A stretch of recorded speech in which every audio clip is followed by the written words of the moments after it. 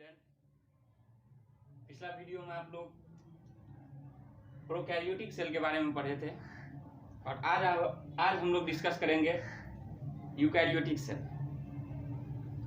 इससे पहले हम आपको अपने बारे में थोड़ा सा बताएं। मेरा नाम रणधीर है और मैं अभी एमएससी बॉटनी से ललित नारायण मिथिला विश्वविद्यालय से एमएससी कर रहा हूँ बॉटनी सब्जेक्ट से। अब हम लोग जानेंगे यूकैरियोटिक सेल के बारे में। तो बच्चों, आप लोगों ने देखी होगी कि पुराने ज़माने में एक बटन वाला मोबाइल आता था जिसमें सिर्फ और सिर्फ हम क्या कर सकते थे, मैसेज भेज सकते थे और फ़ोन कर सकते थे और उसके अलावा उसमें बहुत ज़्यादा कैरेक्टर नहीं होता था। लेकिन आजकल जो स्मार्टफोन आया है, जो आप लोगों के पास में होगा, एप्पल का मोबाइल, सैमसंग का मोबाइल, वीवो, ओप्पो, ये सब जो मोबाइल होता है उसमें बहुत सारे कैरेक्टर पाए जाते हैं। आप वीडियो देख सकते हैं, पबजी खेल सकते हैं, हालांकि पबजी बैन हो गया है। आप लूडो खेल सकते हैं, बहुत सारे गेम आप खेल सकते हैं उसमें। तो ठीक उसी प्रकार से जो प्रोकैरियोटिक सेल होते हैं वो पुराने ज़माना वाला मोबाइल की तरह होता है और जो यूकैरियोटिक सेल होते हैं वो नए ज़माना का स्मार्टफोन की तरह होता है। चलिए हम बात करते हैं यूकैरियोटिक सेल के बारे में। इसका जो पहला कैरेक्टर है वो है कि it is most advance cell. ये जो है बहुत पहले मैंने अभी बताया आप लोगों को, ये सबसे ज़्यादा कि एडवांस होता है, समझ गए ना। ये स्मार्टफोन की तरह होता है। ये क्या होता है? एडवांस होता है। It is most advance cell in which, इस सेल में क्या होता है, इस सेल के बीच में जो है आप लोगों को पता होगा, इस सेल के सबसे बीच में सेंटर में क्या पाया जाता है? न्यूक्लियस पाया जाता है, जिसको हम केंद्रक कहते हैं। क्या पाया जाता है?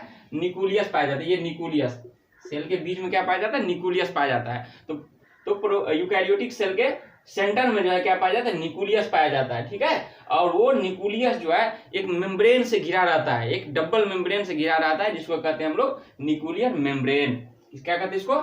न्यूक्लियर मेम्ब्रेन, ठीक है।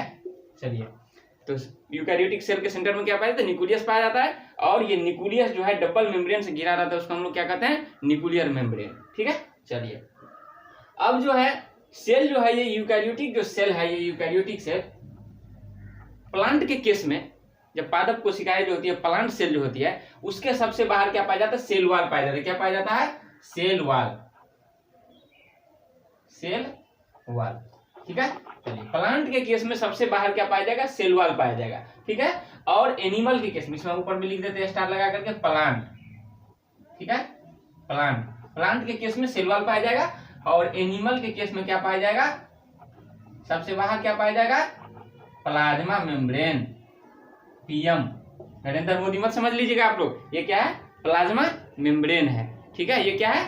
प्लाज्मा मेम्ब्रेन है, जिसको हम लोग क्या कह सकते हैं? सेल मेम्ब्रेन भी कहते हैं। इसको क्या कहते हैं हम लोग? सेल मेम्ब्रेन या फिर प्लाज्मा मेम्ब्रेन कहते हैं, ठीक है। तो जब प्लांट का सेल आएगा, कोई आपसे पूछे कि प्लांट सेल के सबसे बाहर क्या पाया जाता है, तो आप लोग क्या बताएंगे? सेल वॉल पाया जाता है। और एनिमल के केस में, जैसे कि हम लोगों में, कुत्ता में, बिल्ली में, गधा में, उस सेल में क्या पाया जाता है? प्लाज्मा मेम्ब्रेन, ठीक है। आप लोग पीएम, ठीक है। चलिए, तो सेल जो है सबसे बाहर आउटर मोस्ट लेयर क्या होता है?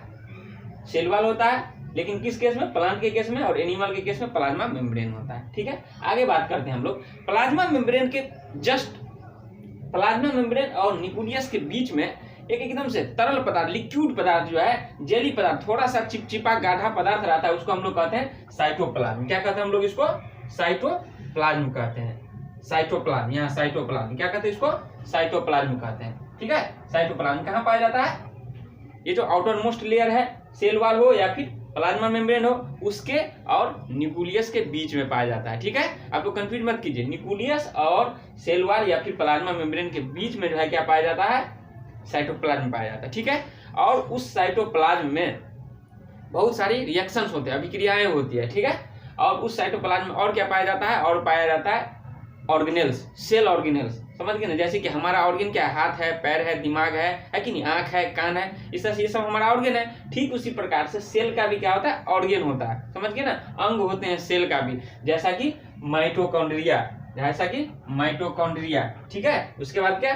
गोल्जी बॉडी, ठीक है। जैसे कि इंडोप्लाज्मिक रेटिकुलम, राइबोसोम, ठीक है, प्लास्टिड्स, ये सब क्या है, सेल के अंग है, ऑर्गेनेल है। जैसे कि हमारा अंग क्या है, हाथ है, पैर है, आंख है कि नहीं, ठीक उसी प्रकार से सेल का भी जो है ये सब क्या है, ऑर्गेनेल है। और ये सब ऑर्गेनेल कहाँ पाया जाता है, साइटोप्लाज्म में पाया जाता है। ठीक है, साइटोप्लाज्म एक बहुत बड़ा मेजर पार्ट है। ठीक है, यदि हम जो है ये किससे डिवाइड करते हैं, माइटोसिस के द्वारा करते हैं और मियोसिस के द्वारा करते हैं। दोनों ही तरीके से ये सेल जो है डिवाइड करते हैं। ठीक है, चलिए इसके बारे में हम बाद में बात करेंगे कि माइटोसिस सेल डिवीजन कैसे होता है और मियोसिस सेल डिवीजन कैसे होता है।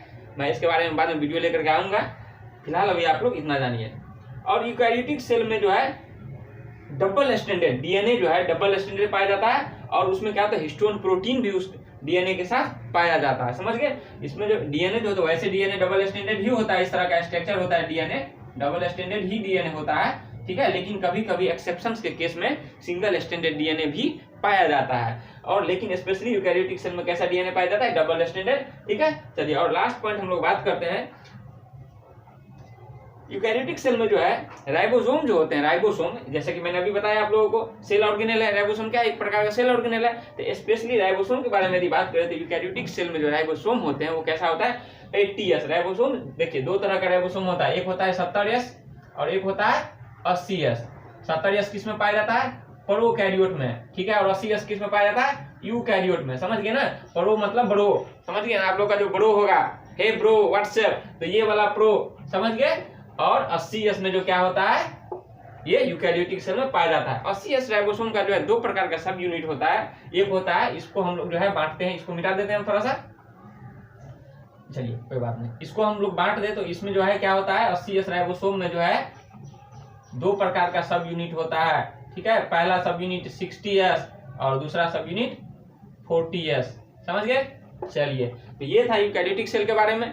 हम चाहते हैं कि आप लोग जो है, यदि आप लोगों को वीडियो अच्छा लगा हो तो इसको लाइक कीजिए, सब्सक्राइब कीजिए और शेयर कीजिए दबा करके। फिर हम लोग अगला वीडियो लेकर के आएंगे, सेल ऑर्गेनेल के बारे में हम लोग बाद में पढ़ेंगे। Thank you.